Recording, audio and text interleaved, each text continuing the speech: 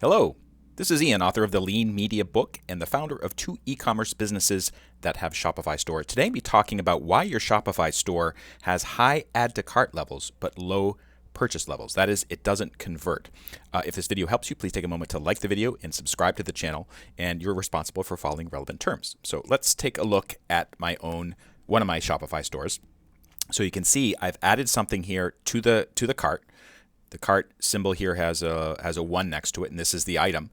But for some reason, I'm discovering that lots of my customers aren't actually hitting the checkout button, and they're not buying it, which is kind of the purpose of running a Shopify store. So there's actually 4 reasons that commonly come up with these types of situations. The first reason is that shipping is not made clear how much it will cost.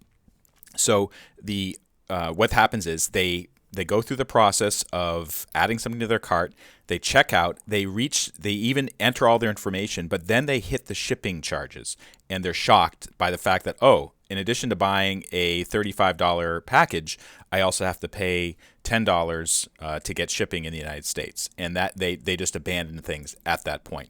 The way to get around this, of course, is to have an offer at the top saying, "Hey, we have free shipping going on above a certain level," or a flat rate shipping that's pretty low. And actually, that's what we do on one of my other stores. And let me see if I can bring it up right now. I think we have a message. Yeah. So right now we're doing a holiday sale, and at the top you can see this. It says spend $50, get a free chart worth $10, and free shipping. So it's pretty clear, spend that much money, I'll get free shipping. So that's reason number 1.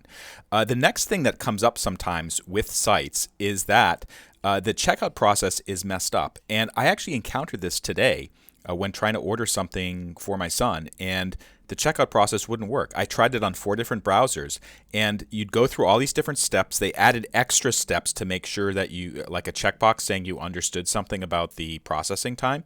But then there was like a little spinning thing, and you couldn't, even if you entered your credit card information, when you hit the payment button, nothing would happen. So the solution to this is actually going through the checkout process yourself, using different browsers, and maybe asking a friend or a relative to do it, and seeing if they encounter any difficulties to see if that's the case. Number 3, some other barrier has popped up, and let me show you an example of that. And this is a site that I looked at, and I don't know if you can see this. It says account login PNG, and at the very top of the website, this is a Shopify site, there was a little login button for account. And if you may be unaware of this, or maybe you are aware of it, but you can set up your Shopify store so shoppers have accounts. And the reason you might do this is if let's say it's some sort of subscription plan or some other aspect that requires it. However, lots of people not knowing whether or not they should have an account, they just enable it anyways, even though it's really just a transactional website. They're just buying and selling stuff like simple items.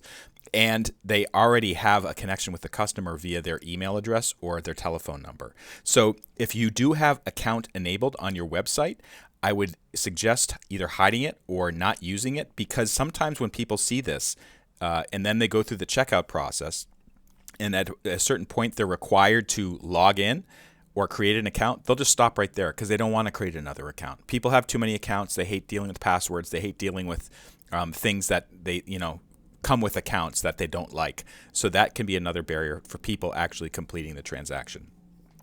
And the 4th reason why your add to carts may not convert to an actual sale is because people are just messing around. I heard somewhere that something like 1/3 of all transactions are just people adding to cart. They're just messing around. They're just kind of just testing it out to see if it works.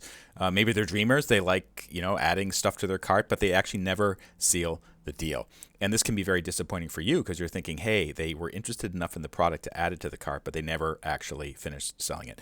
Don't beat yourself up about that. If 1/3 of your buyers are doing stuff like that, just concentrate on the other 2/3 and trying to make it a good experience for them.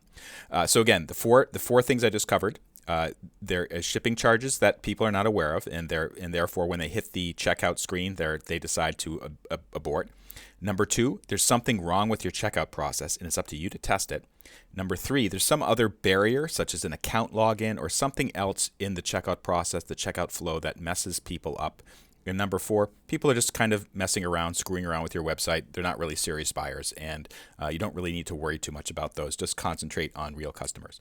My name is Ian Lamont. I'm the founder of several Shopify e-commerce stores, and I've also been doing Amazon selling for about 20 years. If you like what you've heard, if you could like the video, I'd appreciate it. If you could subscribe to my channel, that's great too. You can also go to leanmedia.org, click on video, and you'll see a YouTube channel. You also see my blog.